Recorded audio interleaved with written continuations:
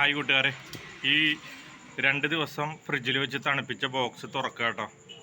ഇതാണ് കാക്കപ്പഴം അല്ലെങ്കിൽ persimmon fruit എന്ന് പറയുന്ന സാധനം. ഇത് ഞാൻ വാങ്ങിയിട്ട് ഒരു 10-12 ദിവസത്തിലധികമായി. ഇത് എന്ന് പറഞ്ഞു കഴിഞ്ഞാൽ കടയിൽ നിന്ന് വാങ്ങാൻ കിട്ടുന്ന ഒരു മഞ്ഞ കളറിലാണ്. ഇതൊരു മഞ്ഞ കളറിലാണ് കിട്ടുക. അപ്പോൾ ഇത് ഭയങ്കര കല്ലിച്ച ഇതായിരിക്കും. ഒരു 10 ദിവസമൊക്കെ ഞാനിവിടെ ഈ പേഴ്സിമൺ ഫ്രൂട്ട് അല്ലെങ്കിൽ കാക്കപ്പഴം മേടിച്ചിട്ട് ഒരു 10 ദിവസമൊക്കെ വെച്ചിട്ടാണ് 10 ദിവസം വെച്ചിട്ടാണ് നമുക്ക് തണുപ്പിക്കുന്നത്, പഴുക്കാനെടുത്തത്.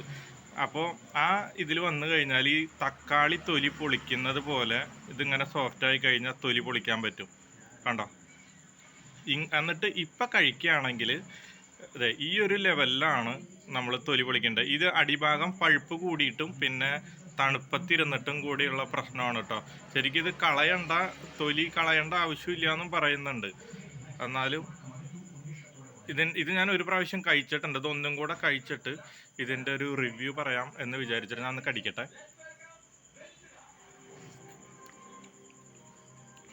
നല്ല മധുരമാണ് കേട്ടോ. ശരിക്കും ഓസ്ട്രേലിയൻ ഓമയ്ക്ക എന്നാണ് പറയുന്നത്, അതായത് പപ്പായ. ഇത് ശരിക്കും പച്ചയ്ക്ക് കഴിച്ചു കഴിഞ്ഞാൽ എന്താ പറയുക, പപ്പായ പഴുക്കുന്നതിന് മുന്നേ കറുപറ കഴിക്കുന്ന പോലെ ഒരു ഫീലാണ് വരുന്നത്. ഇത് പഴുത്ത് കഴിഞ്ഞാൽ നല്ല പപ്പായ പക്ഷേ ആ പപ്പായയുടെ ഒരു ഫ്ലേവർ ഉണ്ടല്ലോ, ഒരു ചൊവ്വ, അത് ഉണ്ടാവില്ല. അങ്ങനെയാണ് ഇതിൻ്റെ ഒരു ടേസ്റ്റ് വരുന്നത്. പക്ഷെ നിങ്ങൾ മേടിച്ച ഉടനെ കഴിക്കരുത്. നല്ല ഓറഞ്ച് കളറായിട്ട് ഇത് തൊടുമ്പം ഞെങ്ങുന്ന ഒരു അവസ്ഥയിൽ കഴിക്കണം. എന്തായാലും ഇത് ഒറ്റ പീസ് വരുന്നത് മറ്റേ 50 രൂപയാണ്. നമ്മൾ നേരത്തെ തൂക്കത്തിനനുസരിച്ച് ആണ് റേറ്റ് വരുന്നത്. ഇത് ഒരെണ്ണം മേടിച്ചപ്പോൾ 50 രൂപ വന്നു.